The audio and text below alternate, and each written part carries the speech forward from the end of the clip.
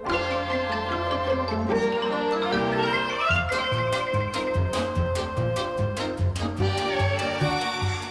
everybody, it's Chris Eads, known online as Wootini, here with another Gay Gamer video podcast. This week I saw another movie. I went to see A Quiet Place, which was really good. As my husband said afterwards, it was a better Cloverfield sequel than the actual Cloverfield sequel. Basically, it's about a family struggling to survive after an alien invasion. The creatures are blind, but they hear very, very well, so if you make a sound, they just come out of nowhere and kill you. Luckily, this family does very well at keeping quiet. They have a deaf daughter, so they all know sign language, which helps a great deal. And it's just fascinating to see how they're living while they're not making noise, and everything that they've set up so that they can continue to try to survive. And the whole, the sound design is fantastic in this movie, and they really milk, the fear of trying to be quiet, and, every loud noise is, terrifying, because you know something horrible is going to happen, and in fact, it was so quiet, it's also bad, because in a movie theater, there were some teenagers behind us, preteens, maybe, that just kept whispering and chatting with each other throughout the whole movie, which was super annoying, and I wish there was one of those creatures to come and kill them. But they did eventually quiet down once, the second half of the movie is just non-stop, what's gonna happen? So it really amps up the tension for the back half of the movie, so then they were quiet.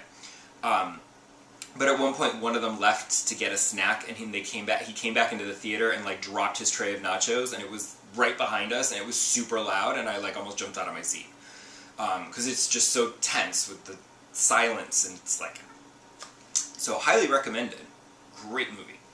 As far as gaming, I actually, to my surprise, I booted up my Xbox One again. I wanted to play a little Rock Band. And to my surprise, my guitar actually turned on and connected to the Xbox One and turned on my Xbox. I'd thought those batteries would have died by now, because I can't remember the last time I played Rock Band guitar. But it worked. It was fine. Well, I say that. It turned everything on, but then naturally, since I haven't used my Xbox One in a gajillion years, it required a whole system update, which, was not already downloaded in the background and had not already been installed in the background.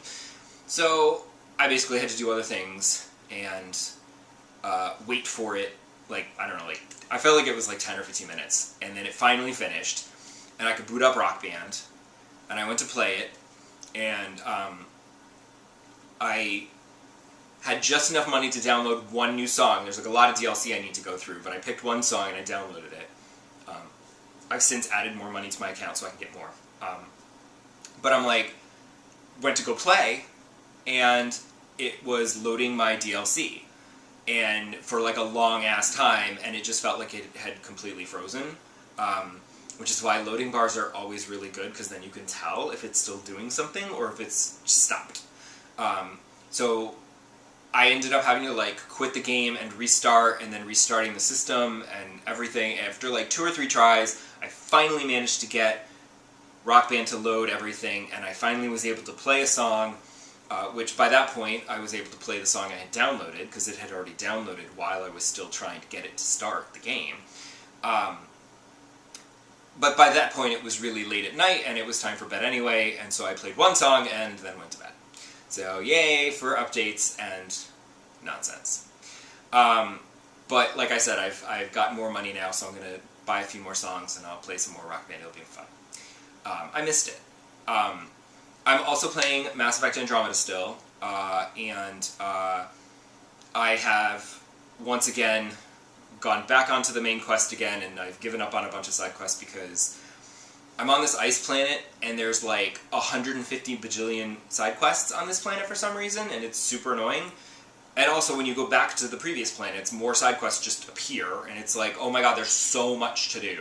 And somehow, on the ice planet, I got an achievement for making it 100% viable, and I'm not sure how that was 100% because there's still huge Ket installations off in the distance that I've never taken care of yet, and there's like enemies everywhere on this planet, and it's really dangerous still, not just because it's freezing cold and ice covered. And I'm just like, how is this 100% viability? Like, what? So that was weird. I'm not quite sure how that worked out. I did enough side quests to make it 100%, but there's still like 50 side quests on this stupid planet. So, but I've given up and I've moved on to the next thing because I need to stay on the main quest and do just some of the side quests. I would like to make each planet 100% viable, just to get that kind of level of completion. But all the little mini side quests, hey, can you find our missing scientists? I might not bother with those.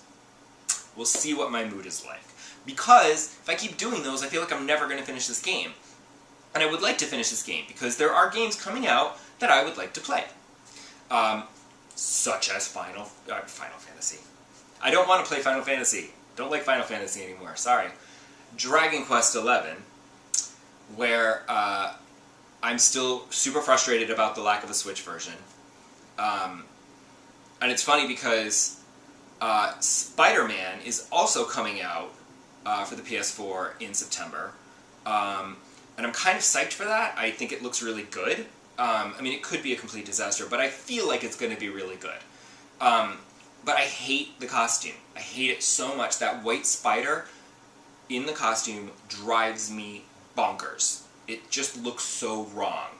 I don't know why it couldn't just be the classic costume from the comic book. There's a reason it's a classic. It's a design masterpiece.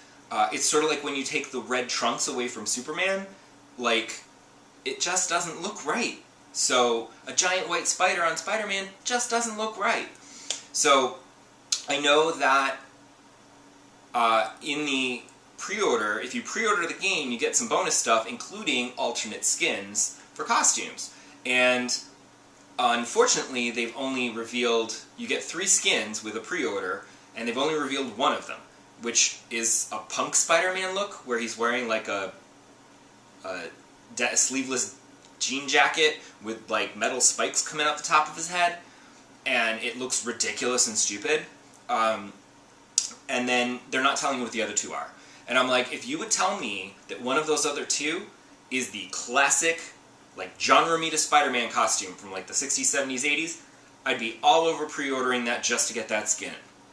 But I'm not pre-ordering it because I don't know what they are, and for all I know, it's going to be more weird crap.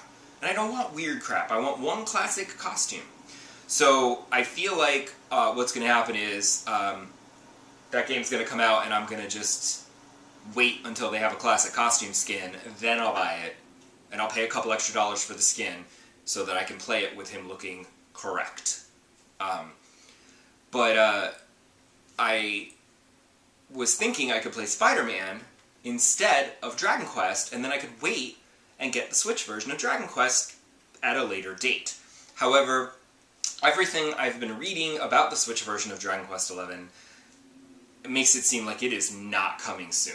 Like, because I'm thinking like, oh, well maybe like it'll be fine, and like they're just not giving a date because they don't know, and like there was apparently some kind of problem with like the Unreal Engine that they couldn't make it work with the Switch, but now they can, so now they can finally do the port, but it's going to take a little longer, so it's like, and I'm just like, maybe it'll go really fast and they'll have it out by like January, or maybe even for Christmas. That would be awesome. But everything I'm reading makes it seem like it's not going to come for the Switch until like the spring or something, and it's like so far off, and I'm just like, I don't know if I really want to wait that long.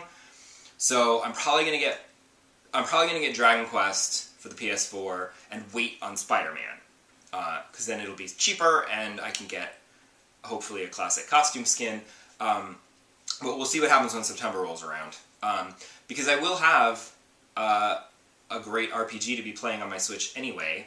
I forgot, there's Project Octopath Traveler, which is coming out July 13th, which is super exciting. So I will have a nice long RPG to play on my Switch on the subway to and from work. Well, from work, because to work, you know, I also have to play Animal Crossing and I have to watch my soap opera, so. But, and I can take I can take the express train, which is crowded, and then switch to the local for the last couple stops to get to my place. Or I can take the local all the way home, which is often less crowded, and I can get a seat. And so if I really have a good Switch game, I feel like I would actually be like, you know what?